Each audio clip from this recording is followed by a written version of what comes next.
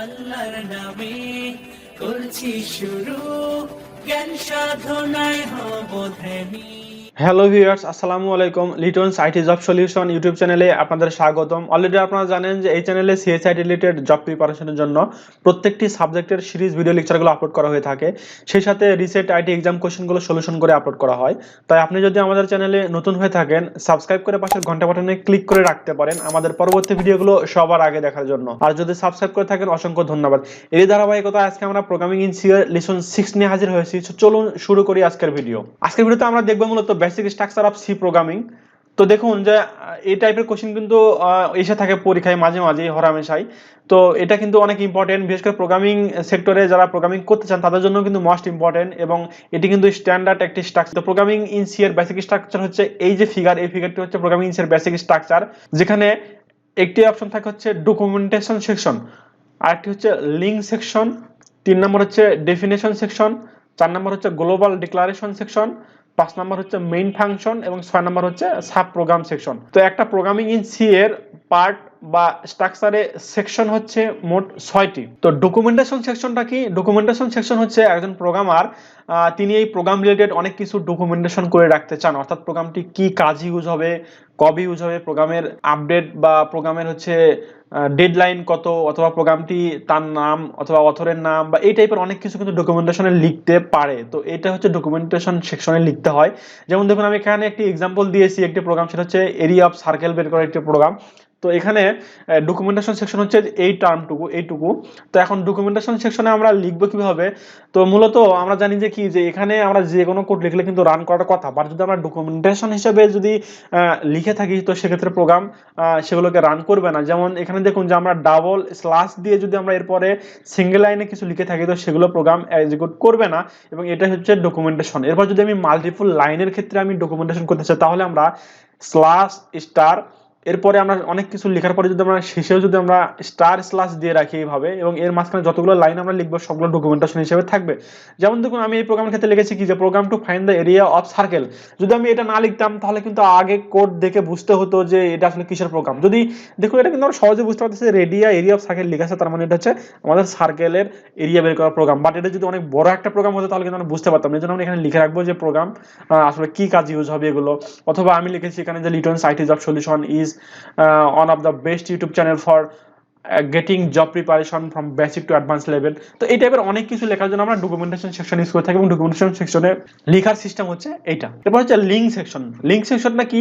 এখানে দেখুন যে জাস্ট একটা পেজেই কিন্তু বা একটা ফাইলেই কিন্তু আমাদের একটা প্রোগ্রাম হয়ে গেছে, বাট যেগুলো গেমিং প্রোগ্রাম বা ডাটাবেস রিলেটেড প্রোগ্রাম বা অনেক বড় একটা প্রজেক্ট টাইপের যেগুলো প্রোগ্রাম, আচ্ছা বলা চলে যে প্রজেক্টগুলোর ক্ষেত্রে কিন্তু শুধুমাত্র একটা ফাইল থাকে না, এটা কিন্তু একাধিক ফাইল থাকে, এবং একটা ফাইলের সঙ্গে একটা ফাইলের যে লিঙ্ক করার জন্য আমরা কি লিঙ্ক সেকশন ইউজ করে থাকি। এবং লিঙ্ক সেকশন হচ্ছে এখানে কোনটা, এখানে হচ্ছে লিঙ্ক সেকশন, এই যে এটা, ঠিক আছে। এখানে আমরা হ্যাশ ইনক্লুড দিয়ে আরেকটা ফাইল আমরা ইনক্লুড করে কি করতে পারি, আমরা লিঙ্ক করতে পারি একাধিক ফাইলের সঙ্গে। তো যেমন এখানে দেখুন যে একটা এক্সাম্পল হিসেবে আছে কি ইনক্লুড studio.h, অর্থাৎ এটা একটু স্ট্যান্ডার্ড ইনপুট আউটপুট যে একটা ফাইল আছে বা হেডার ফাইল আছে সেটাকে আমরা ইনক্লুড করেছি, এবং এর আন্ডারে কি করবো, আমরা প্রিন্টএফ স্ক্যানার নিয়ে কাজ করব। তারপর হচ্ছে ডেফিনিশন সেকশন। ডেফিনিশন সেকশন হচ্ছে কিছু কিছু কনস্ট্যান্ট আছে যেগুলো কি করি আমরা হচ্ছে প্রোগ্রামে ইউজ করে থাকি, বাট এগুলোকে চেঞ্জ করার দরকার নেই।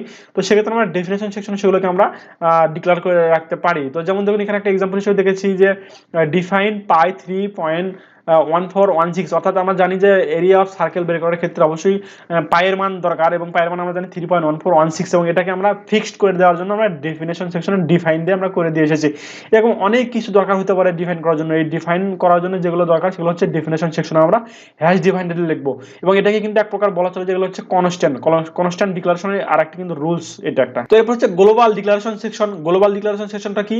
এখানে এক্সাম্পল হিসেবে দেওয়া আছে ফ্লোট রেডিয়াস দেওয়া আছে ইকুয়াল টু 0 অ্যাসাইন করা আছে, এবং আর একটা ফ্লোট এরিয়া অফ সার্কেল একটি ফাংশন দেওয়া আছে ডিক্লারেশন সেকশনে। এখন ডিক্লারেশন সেকশনটা হচ্ছে যে এখানে আপনি যেগুলো ডিক্লেয়ার করবেন এগুলো চাইলে আপনি অন্য কোনো ফাইলেও ইউজ করতে পারবেন, এবং এই প্রোগ্রামের মেইন ফাংশনে হোক অথবা এই প্রোগ্রামের বা এই ফাইলের হচ্ছে অন্য কোনো ফাংশনে হোক, আপনারা যে কোনো ফাংশন ইউজ করতে পারবেন। এই জন্য আমরা কি করি, গ্লোবাল ডিক্লারেশনের ক্ষেত্রে বা ডিক্লারেশন সেকশনে আমরা এই টাইপের ডাটাবেসে এই টাইপের হচ্ছে ভেরিয়েবল বা ফাংশন আমরা ডিক্লেয়ার করে থাকি, যেগুলো আমরা অন্য কোনো ফাইলে ইউজ করব বা অন্য কোনো মডিউলে ইউজ করব। তারপরে আসে মেইন ফাংশন। মেইন ফাংশন এখান থেকে শুরু হয় এবং মেইন ফাংশনের মধ্যে কি পার্ট থাকে, ডিক্লারেশন পার্ট থাকে। এই মেইন ফাংশনের মধ্যে যেটা আছে ডিক্লারেশন পার্ট বা ডিক্লারেশন সেকশন, সেটা কিন্তু হচ্ছে লোকাল ডিক্লারেশন সেকশন। অর্থাৎ এইখানে ডিক্লার করলে বা এখানে যদি আমি ফ্লোট রেডিয়াস যদি আমি এইটুকুতে ডিক্লার করতাম, সেক্ষেত্রে কি করতে পারতাম না, আমরা কিন্তু এইভাবে লিখতে পারতাম না। এই যে যেমন এই ফাংশনের মধ্যে আর লিখতে পারতাম না। যদি আমি মেইন ফাংশন ডিক্লার করতাম ফ্লোট রেডিয়াস, তাহলে সেটা আমরা এই ফাংশনে লিখতে পারতাম না। অর্থাৎ এখানে ডিক্লার করা মানে হচ্ছে এই মেইন ফাংশনের জন্য সে হচ্ছে লোকাল, অর্থাৎ মেইন ফাংশনের মধ্যেই সে কাজ করবে, বাইরে গিয়ে কাজ করবে না। এবং এখানে এক্সিকিউটেবল পার্ট থাকে, এই যে ডিক্লারেশনের পরে কি থাকে, যেগুলো করতে হবে সেগুলো আসলে এক্সিকিউট করে থাকবে, এবং এগুলো হচ্ছে এক্সিকিউশন পার্ট। এবং এই ডিক্লারেশন সেকশন এবং এক্সিকিউটেবল পার্ট মিলে হচ্ছে মেইন ফাংশনের যে সেকশনটি সেটি। তো এরপর হচ্ছে সাব প্রোগ্রাম সেকশন। এটা গেল মেইন ফাংশনের মেইন প্রোগ্রাম। সাব প্রোগ্রাম যেগুলো আছে সেগুলো হচ্ছে কি আমরা কাজের সুবিধার্থে ইন্ডিভিজুয়াল কাজের জন্য আমরা ইন্ডিভিজুয়াল কি ফাংশন বা প্রসিডিউর ডিক্লেয়ার করে থাকি। সেই প্রসিডিউরগুলোকে আমরা কি সাব প্রোগ্রাম বলবো, যেখানে হচ্ছে একাধিক ফাংশন আমরা ইউজ করতে পারি। এগুলোকে আমরা মেইন ফাংশন থেকে কল করে করে আমরা কাজ করব।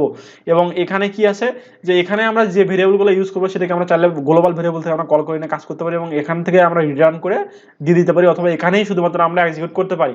তো এই ছিল হচ্ছে basic structure of programming in C.